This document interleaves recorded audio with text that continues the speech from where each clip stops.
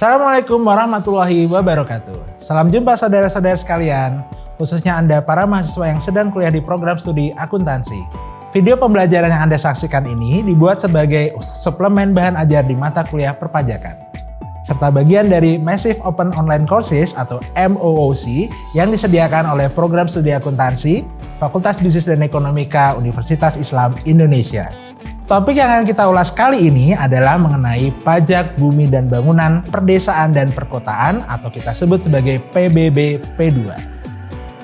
Nah, sebelum kita membahas PBB P2, kita perlu mengetahui terlebih dahulu bahwa PBB ada yang P2 dan bukan P2. PBB P2 adalah PBB perdesaan dan perkotaan yang dipungut oleh pemerintah daerah. Sedangkan ada juga PBB yang dipungut oleh pemerintah pusat, namanya adalah PBB P3 yang terdiri dari perkebunan, perhutanan, dan pertambangan.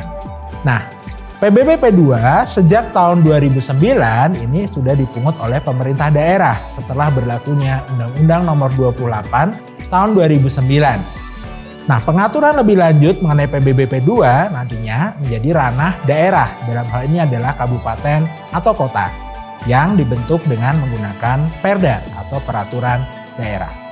Nah, kita akan membahas lebih dahulu apa sih PBB P2 ini. Jadi PBB P2 ini adalah pajak atas bumi dan atau bangunan yang dimiliki, dikuasai, atau dimanfaatkan oleh orang pribadi atau badan. Tapi ada pengecualiannya, yaitu kawasan yang digunakan untuk kegiatan usaha perkebunan, perhutanan, dan pertambangan atau P3. Jadi, semua bumi dan bangunan yang dimiliki, dikuasai, atau dimanfaatkan orang pribadi atau badan adalah objek PBB P2, kecuali yang digunakan untuk perkebunan, perhutanan, dan pertambangan.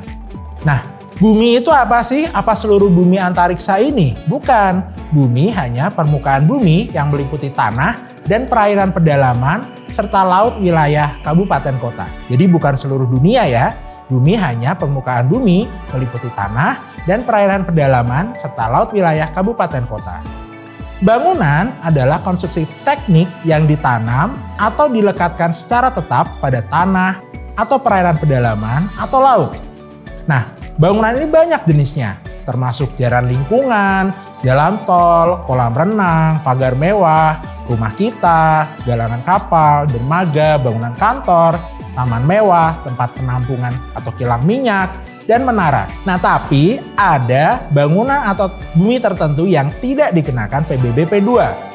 Yang antara lain, objek yang digunakan oleh pemerintah dan daerah untuk penyelenggaraan pemerintahan. Misalkan kantor dinas, kantor gubernur. Mereka tidak dikenakan PBB P2. Objek yang digunakan semata-mata untuk melayani kepentingan umum di bidang ibadah, sosial, kesehatan, pendidikan, kebudayaan yang tidak dimaksudkan untuk memperoleh keuntungan. Misalkan bangunan masjid, gereja, pura, maupun sekolah. Objek yang digunakan untuk kuburan, peninggalan purbakala, atau yang sejenis dengan itu. Jadi kuburan, makam tidak dikenakan PBB P2. Serem. Objek yang merupakan hutan lindung, hutan suaka alam, hutan wisata, taman nasional, tanah penggembalaan yang dikuasai desa, dan tanah negara yang belum dibebani suatu hak. Objek yang digunakan oleh perwakilan diplomatik dan konsulat berdasarkan asas perlakuan timbal balik. Jadi misalkan kedutaan besar Amerika, kedutaan besar Inggris, kedutaan besar Belanda, dan kedutaan besar lainnya. Kemudian, objek yang digunakan oleh badan atau perwakilan lembaga internasional yang ditetapkan dengan peraturan Menteri Keuangan. Misalkan, bangunan yang digunakan oleh PBB, IMF, World Bank, atau badan-badan lain yang Indonesia ikut di dalamnya. Lalu, siapa yang menjadi subjek dan wajib pajak PBB P2? Yang menjadi subjek dan wajib pajak PBB P2 adalah setiap orang pribadi, seperti kita, atau badan, PT, koperasi, CV, yang secara nyata mempunyai suatu hak atas bumi dan atau memperoleh manfaat atas bumi dan atau memiliki, menguasai, atau memperoleh manfaat atas bangunan. Jadi, semua orang, badan yang punya hak memperoleh manfaat atau memiliki, menguasai atas bangunan. Lalu, bagaimana dasar pengenaan pajak dan tarifnya? Dasar pengenaan pajak bumi dan bangunan adalah NJOP atau nilai jual objek pajak. Nilai NJOP ini ditetapkan setiap 3 tahun oleh kepala daerah, dalam ini adalah bupati atau wali kota. Tapi apabila bupati atau wali kota merasa bahwa ada perkembangan wilayahnya yang sangat pesat, maka nilai NJOP dapat diubah setiap tahun. Penetapan besarnya NJOP ini dilakukan dengan menerbitkan peraturan bupati atau peraturan wali kota. Nah, selain ada NJOP, ada yang kita sebut sebagai NJOPTKP, nilai jual objek pajak tidak kena pajak, yang ditetapkan paling rendah 10 juta. Sayangnya daerah-daerah tahu paling rendah, mereka selalu menetapkan nilainya 10 juta. NJOPTKP ini diatur di dalam peraturan daerah.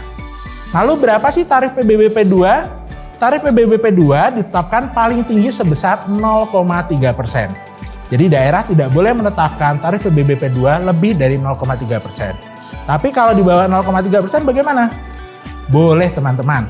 Jadi boleh menetapkan tarif PBBP 2 sebesar 0,1%, 0,2%, atau 0,3%. Tapi tidak boleh kalau 0,5%. Lalu bagaimana sih bupati dan wali kota menetapkan NJOP?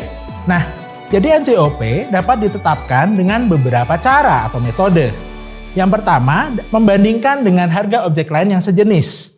Yaitu, misalkan kita punya rumah di Jalan Prawiro Kuat, Condong Catur. Nah, apabila NJOP untuk rumah kita belum diketahui, maka penetapan NJOP dapat dilakukan dengan melihat rumah yang sejenis yang ada di Jalan Prawiro Kuat, Condong Catur. Kalau bangunan kantor bagaimana? Bangunan kantor berarti juga dibandingkan dengan bangunan kantor yang ada di jalan yang sama. Kemudian penetapan NJOP dapat juga dilakukan dengan nilai perolehan baru. Cara ini dilakukan dengan menghitung seluruh biaya yang dikeluarkan untuk memperoleh objek tersebut pada saat penilaian dilakukan, dikurangi dengan penyusutan berdasarkan kondisi fisik objek tersebut. Misalkan bangunannya adalah berupa rumah, berarti cara menghitungnya bisa menggunakan berapa sih biaya yang harus dikeluarkan untuk membangun rumah tersebut, kemudian dikurangi dengan penyusutannya. Tapi ada juga cara ketiga yang bisa juga digunakan dalam menetapkan NJOP, yaitu nilai jual pengganti. Nilai jual pengganti dihitung berdasarkan hasil produksi objek pajak tersebut. Apa itu hasil produksi? Jadi begini, misalkan kita punya bangunannya digunakan sebagai toko. Maka cara menghitung NJOP dapat juga dengan menghitung berapa pendapatan atau pemasukan yang kita peroleh dari objek pajak tersebut. Lalu, kapan sih kita harus bayar PBBP 2? Biasanya, surat pemberitahuan pajak terutang atau SPPT akan kita terima sebelum 30 Maret.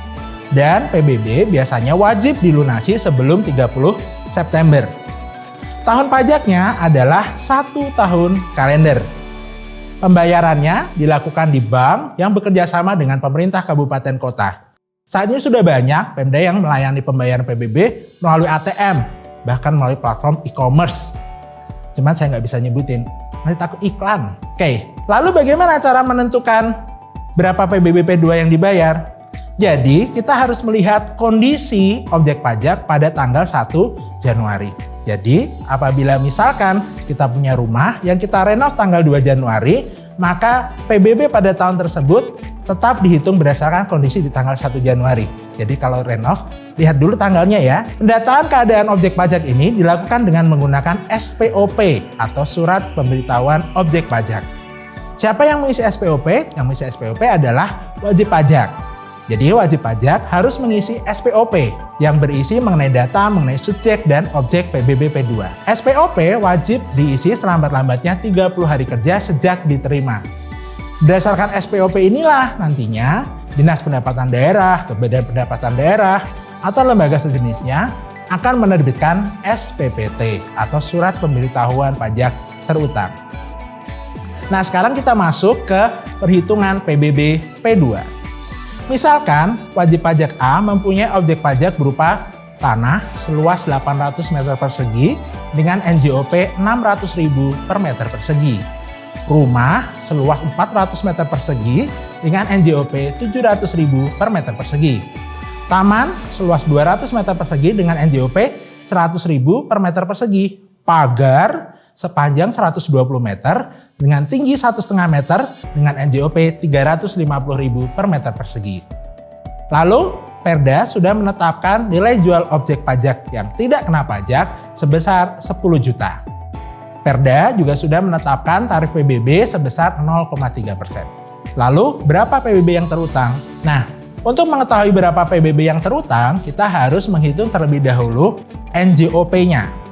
NJOP untuk bumi, dalam hal ini adalah tanah, adalah sebesar 800 meter persegi dikali 600.000 NJOP-nya, yaitu sebesar 480 juta rupiah. NJOP bangunan, bangunannya, ingat, bangunan tidak hanya rumahnya saja. Bangunan adalah semua konstruksi yang dilekatkan di tanah. Jadi rumah, taman, pagar, semuanya masuk ke dalam bangunan. Maka kita harus menghitung NJOP rumah, NJOP taman, dan NJOP pagar. Yang pertama adalah NJOP rumah. Rumahnya seluas 400 meter persegi.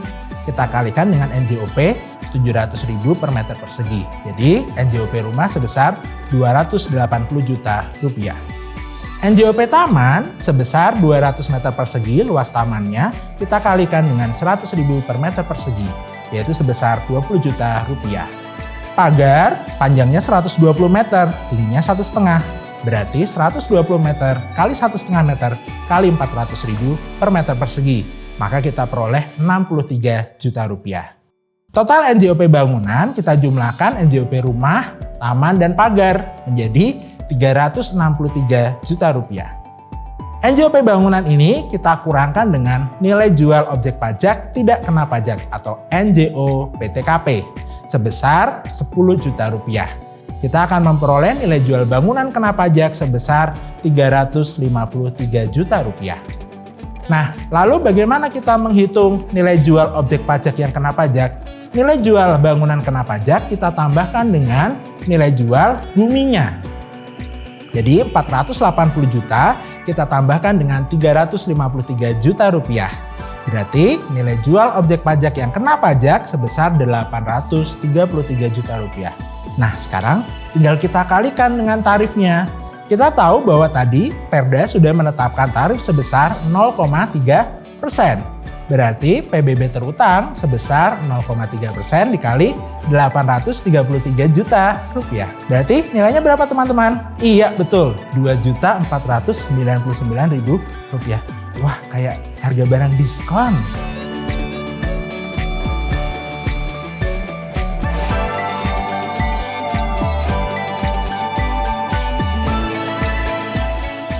Nah, tadi kita sudah membahas mengenai pajak bumi dan bangunan perdesaan dan perkotaan atau PBB P2.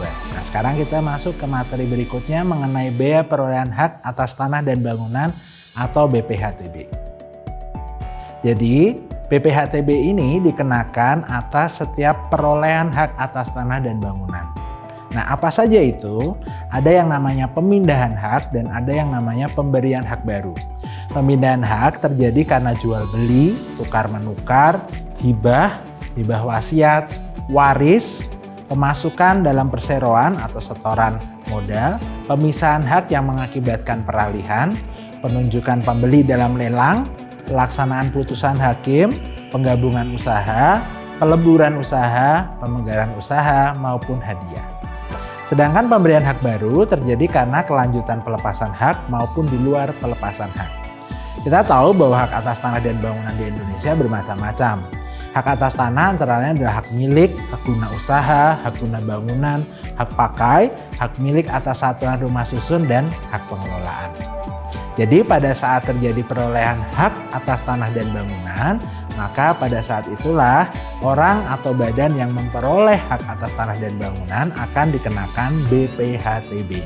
Tapi ada juga yang tidak dikenakan BPHTB. Siapa yang tidak dikenakan BPHTB? Yang pertama, perwakilan diplomatik dan konsulat berdasarkan asas perlakuan timbal balik. Kemudian, negara untuk penyelenggaraan pemerintahan dan atau pelaksanaan pembangunan guna kepentingan umum. Selain itu, badan atau perwakilan lembaga internasional yang ditetapkan dengan peraturan Menteri Keuangan dengan syarat tidak menjalankan usaha atau melakukan kegiatan lain di luar fungsi dan tugas badan atau perwakilan organisasi tersebut. Kemudian orang pribadi atau badan yang karena konversi hak atau karena perbuatan hukum lain dan tidak ada perubahan nama.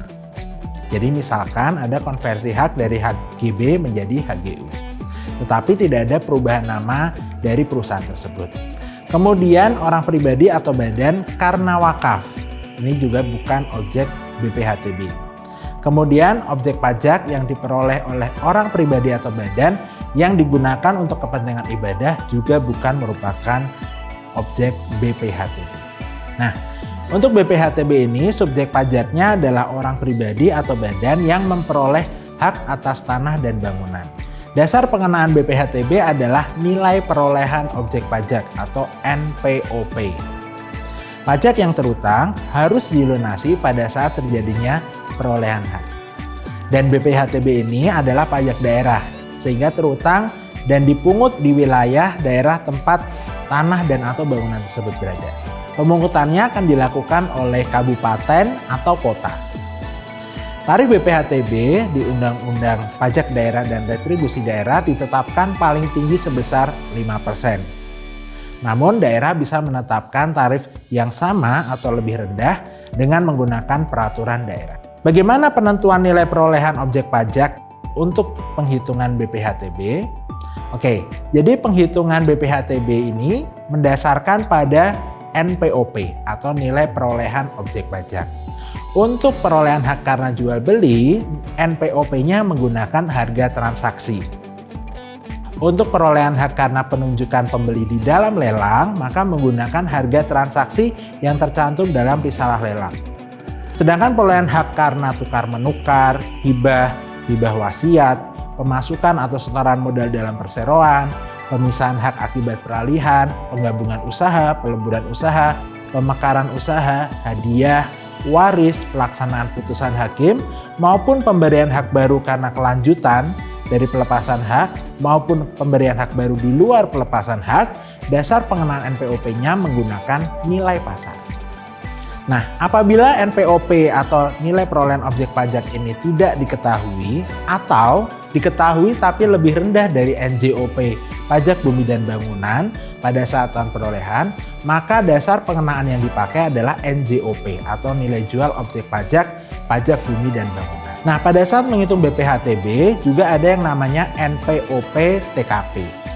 NPOP TKP atau nilai perolehan objek pajak tidak kena pajak ditetapkan paling rendah sebesar 60 juta untuk setiap wajib pajak. Tapi untuk perolehan hak karena waris atau hibah wasiat yang diterima orang pribadi masih dalam hubungan keluarga sedarah dalam garis keturunan lurus 1 derajat ke atas maupun ke bawah dengan pemberi hibah wasiat termasuk suami istri, NPOP TKP-nya ditetapkan paling rendah 300 juta. Jadi apabila ada orang yang menerima waris dari ayahnya atau ada ibu yang menerima waris dari anaknya, maka NPOP TKP-nya adalah sebesar paling rendah 300 juta. Nilai NPOP TKP ini juga ditetapkan menggunakan peraturan daerah. Lalu bagaimana cara menghitung BPHTB? Jadi dari nilai perolehan objek pajak atau NPOP kita kurangkan dulu dengan nilai perolehan objek pajak tidak kena pajak atau NPOP TKP. Setelah itu kita akan memperoleh NPOPKP atau nilai perolehan objek pajak kena pajak. Nah, berikutnya kita tinggal mengalihkan tarif dengan NPOPKP. Maka kita sudah mengetahui berapa BPHTB yang harus dibayar. Lalu, kapan BPHTB ini terutang? Jadi, BPHTB ini terutang tergantung dari perolehan haknya. Untuk jual beli, tukar menukar, hibah wasiat, pemasukan atau setoran modal dalam perseroan, pemisahan hak yang mengakibatkan peralihan, penggabungan usaha, peleburan usaha, pemekaran usaha maupun hadiah, maka BPHTB-nya terutang pada saat tanggal dibuat dan ditandatanganinya akta. Sedangkan untuk waris, BPHTB-nya terutang pada saat tanggal yang bersangkutan mendaftarkan peralihan haknya ke kantor bidang pertanahan atau BPN. Untuk perolehan hak karena pelaksanaan putusan hakim yang sudah mempunyai kekuatan hukum tetap, maka saat terutangnya adalah pada saat tanggal putusan pengadilan yang mempunyai kekuatan hukum tetap atau tanggal putusan pengadilan saat putusannya dinyatakan inkrah. Untuk perolehan hak karena pemberian hak baru karena kelanjutan dari pelepasan hak maupun pemberian hak baru di luar pelepasan hak, saat terutangnya BPHTB adalah saat tanggal diterbitkannya surat keputusan atau SK pemberian hak. Sedangkan untuk perolehan hak karena penunjukan pembeli dalam lelang, maka saat terutangnya adalah saat tanggal penunjukan pemenang lelang. Lalu di mana kita harus membayar BPHTB? Jadi BPHTB ini harus dibayarkan menggunakan sistem self-assessment menggunakan surat setoran BPHTB. Pajak yang terutang ini harus dibayar ke kas pemerintah daerah melalui Bank BUMN atau Bank BUMD atau tempat pembayaran lain yang ditunjuk oleh Menteri Keuangan di wilayah kabupaten kota yang meliputi letak tanah dan atau bangunan. Dan pajak yang terutang ini harus dilunasi pada saat terjadinya perolehan hak. Notaris atau PPAT, pejabat pembuat akta tanah, hanya dapat menandatangani akta pemindahan setelah wajib pajak menyerahkan bukti pembayaran pajak. Begitu pula dengan kepala kantor bidang pertanahan hanya dapat melakukan pendaftaran hak atas tanah apabila wajib pajak sudah menyerahkan bukti pembayaran pajak. Demikian pula kepala kantor yang membidangi pelayanan lelang negara juga hanya dapat menandatangani risalah lelang jika wajib pajak sudah menyerahkan bukti pembayaran pajak. Nah, sekarang kita akan melihat bagaimana contoh perhitungan dari BPHTB. Misalkan Bapak Karyo menjual tanah dan bangunan kepada PT Berlian pada tanggal 1 Oktober 2019 di hadapan PPAT Andi Maulana. Tanah tersebut berada di Jakarta dengan luas 400 meter persegi dan di atasnya terdapat bangunan seluas 600 meter persegi. Harga transaksi yang disepakati adalah sebesar 4.560 juta rupiah. Sedangkan NJOP tanah dan bangunan untuk perhitungan PBB tercatat sebesar 4.018 juta rupiah. NPO PTKP diketahui sebesar 60 juta dan tarif BPHTB ditetapkan sebesar 5%. Berapakah BPHTB yang harus dibayarkan PT Berlian? Jadi yang harus membayar BPHTB adalah pihak yang memperoleh hak atas tanah dan bangunan. Atau dalam suatu transaksi jual beli yang harus membayar BPHTB adalah pembeli tanah dan bangunan. Dalam hal ini adalah PT Berlian. Nah, untuk transaksi ini kita perlu melihat karena ini merupakan transaksi jual beli, maka dasar penentuan NPOP-nya adalah harga transaksi, di mana di sini adalah sebesar 4.560 juta. Jadi kita nanti tinggal mengalihkan 5% dengan NPOPKP. Nah, sekarang bagaimana cara menghitung NPOPKP? Jadi cara menghitung NPOPKP adalah menggunakan NPOP dari harga transaksi sebesar 4.560 juta dikurangi NPO PTKP sebesar 60 juta.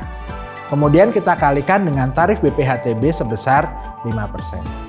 Dengan begitu kita akan memperoleh BPHTB sebesar 225 juta rupiah. Demikian tadi penjelasan mengenai PBBP2 atau Pajak Bumi dan Bangunan Perdesaan dan Perkotaan.